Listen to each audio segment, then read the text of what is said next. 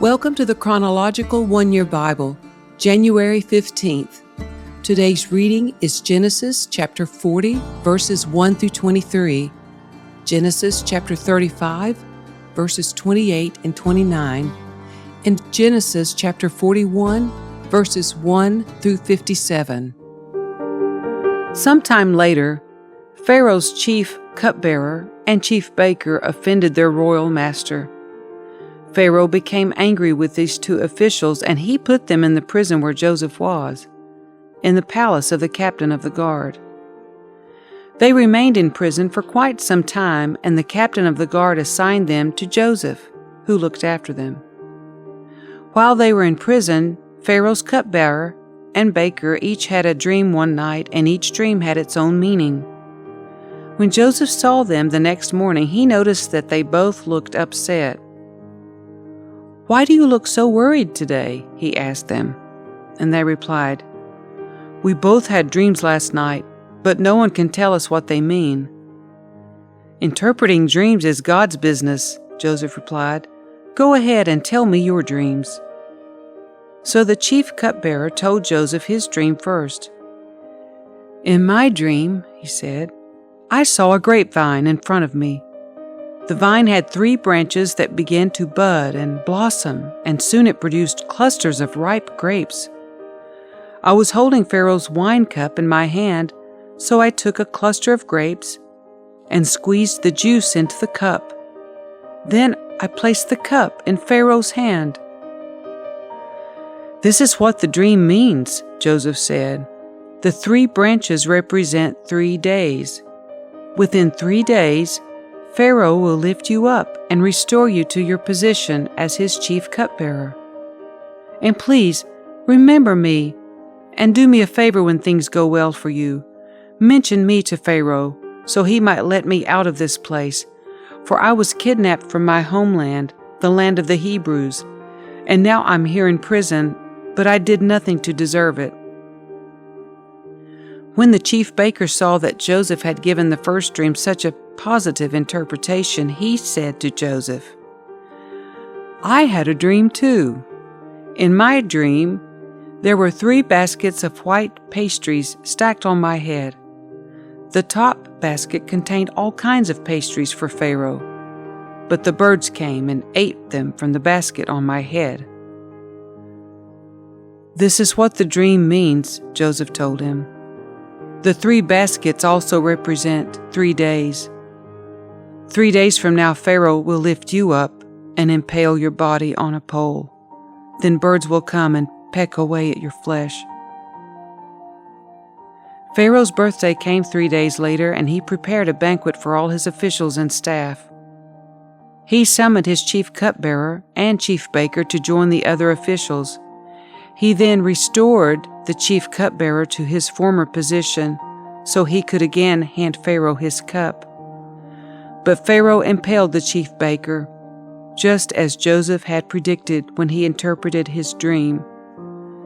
Pharaoh's chief cupbearer, however, forgot all about Joseph, never giving him another thought. Isaac lived for 180 years. Then he breathed his last and died at a ripe old age, joining his ancestors in death. And his sons, Esau and Jacob, buried him.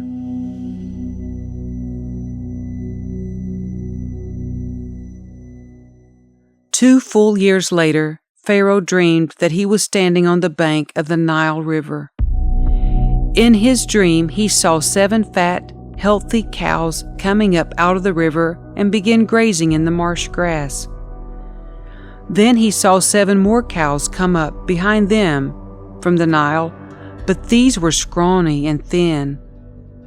These cows stood beside the fat cows on the riverbank. Then the scrawny, thin cows ate the 7 healthy, fat cows. At this point in the dream, Pharaoh woke up.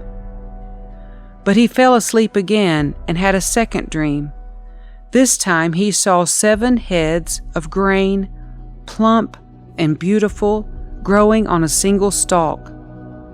Then 7 more heads of grain appeared, but they were shriveled and withered by the east wind. And these thin heads swallowed up the 7 plump, well-formed heads.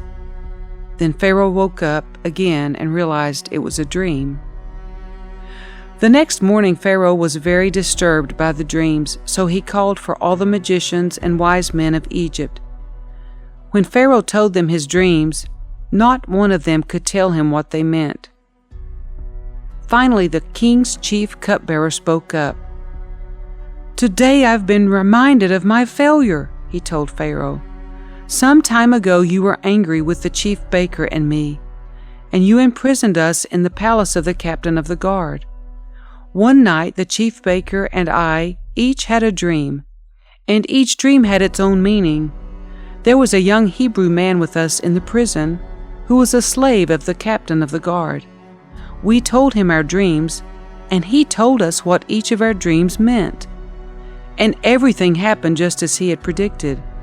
I was restored to my position as cupbearer, and the chief baker was executed and impaled on a pole." Pharaoh sent for Joseph at once, and he was quickly brought from the prison.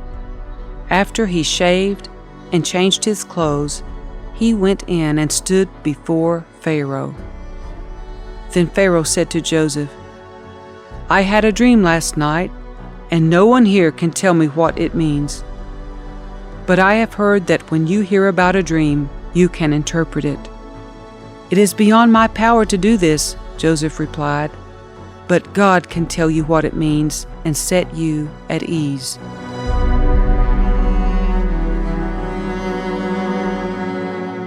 So Pharaoh told Joseph his dream. "In my dream," he said, "I was standing on the bank of the Nile River, and I saw 7 fat, healthy cows coming up out of the river and begin grazing in the marsh grass. But then I saw 7 sick-looking cows, scrawny and thin, come up after them. I've never seen such sorry-looking animals in all the land of Egypt. These thin, scrawny cows ate the 7 fat cows, but afterward you wouldn't have known it, for they were still as thin and scrawny as before. Then I woke up. In my dream, I also saw 7 heads of grain, full and beautiful, growing on a single stalk.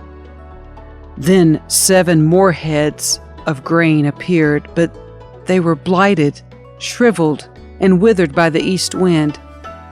And the shriveled heads swallowed the 7 healthy heads. I told these dreams to the magicians, but no one could tell me what they mean." Joseph responded, "Both of Pharaoh's dreams mean the same thing. God is telling Pharaoh in advance what he is about to do.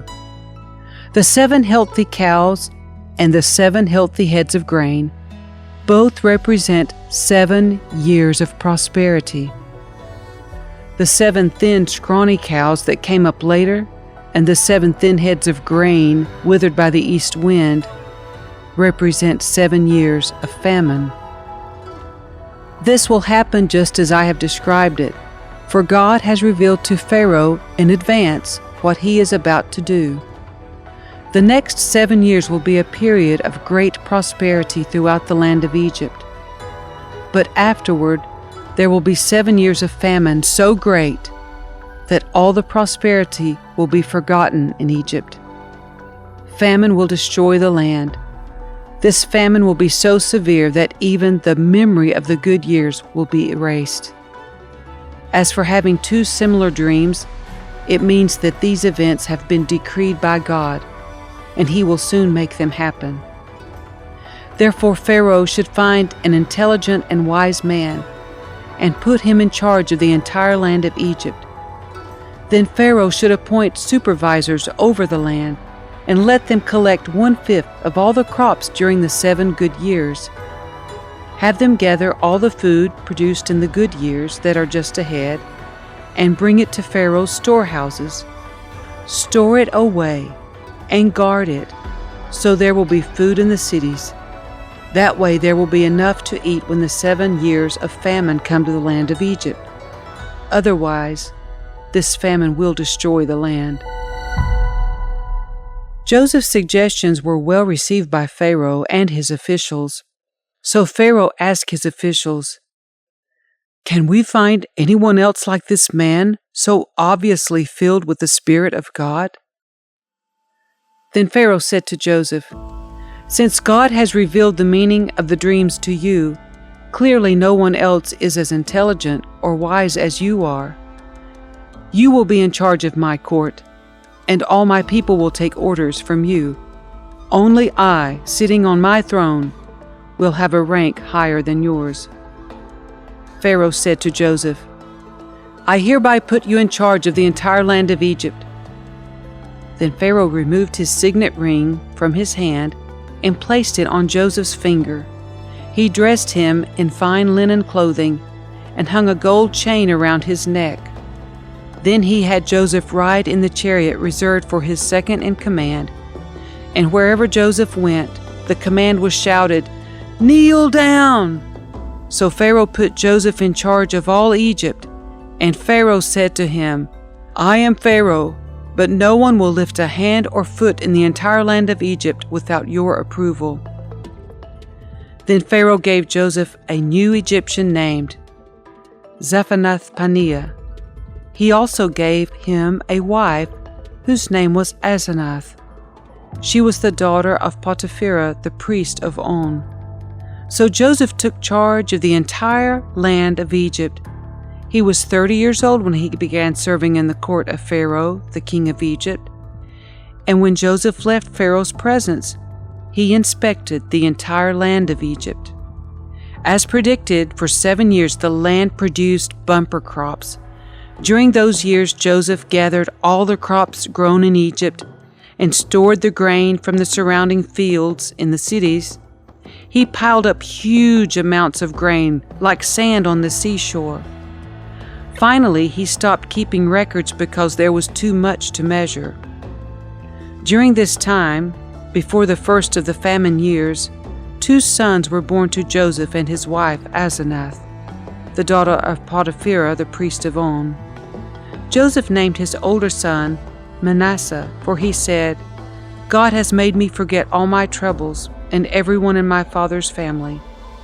Joseph named his second son Ephraim, for he said, "God has made me fruitful in this land of my grief." At last the 7 years of bumper crops throughout the land of Egypt came to an end. Then the 7 years of famine began, just as Joseph had predicted. The famine also struck all the surrounding countries, but throughout Egypt there was plenty of food. Eventually, however, the famine spread throughout the land of Egypt as well, and when the people cried out to Pharaoh for food, he told them, "Go to Joseph and do whatever he tells you."